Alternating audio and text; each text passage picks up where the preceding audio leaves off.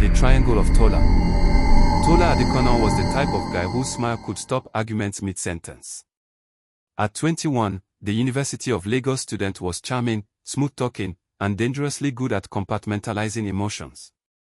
He was still tangled with his ex, Donny, though he claimed they were just cool now.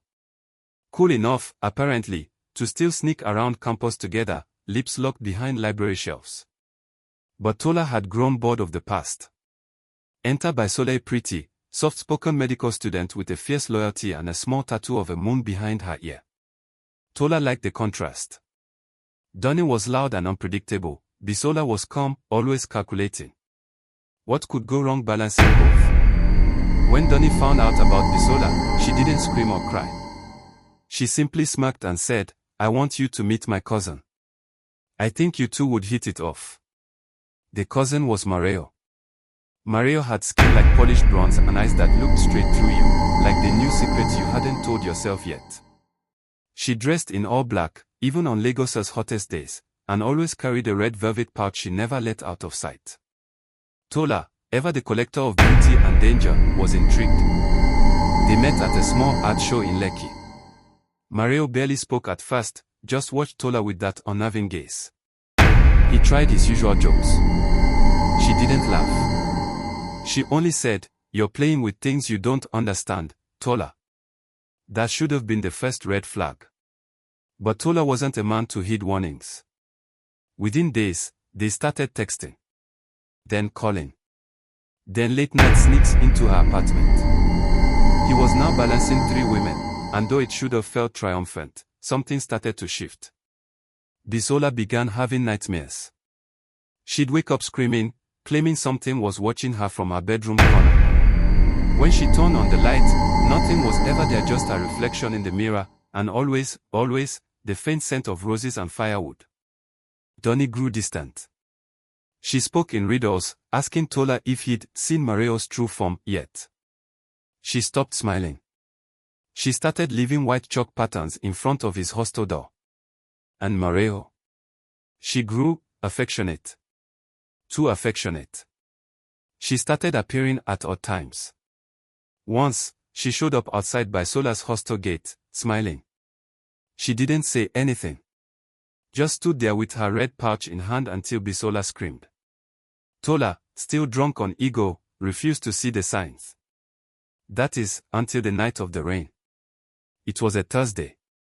He had just left Mareo's place. Her kisses felt colder now, and her room always had a lingering smell of wet soil, and was heading to meet Donny.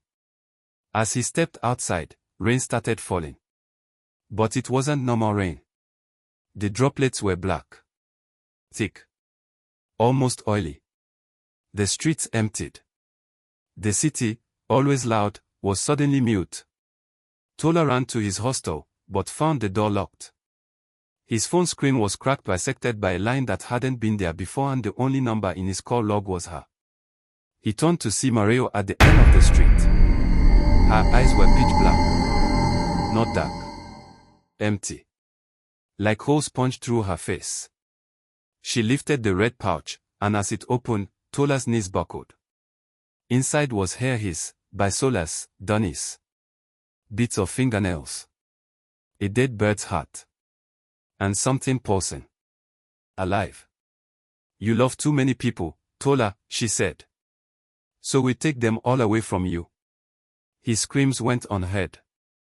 The next morning, Tola woke up in his hostel bed, drenched in sweat. The rain was gone. Lagos was alive again. He reached for his phone. No messages. No calls. No contacts. Bisola didn't show up for class. Donny's hostel mate said she traveled. Mareo. No one had ever heard of her.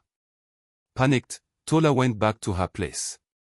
But where the house once stood was now an empty plot of land, overgrown with weeds. An old woman sweeping nearby looked at him strangely. There's been nothing there for years. That house burned down in 1998. A girl died in the fire. Her name was Mareo. Tola ran. Now, weeks later, he walks the campus like a ghost. Every mirror he passes shows his reflection smiling back just a second too late. Sometimes, he wakes to find red velvet threads tangled around his fingers. Once, he coughed up a small bird's feather. Tola tried to love too many people. Now, none of them are real. And neither, perhaps, is he. And at night, when the black rain starts again, he knows Mario is coming back.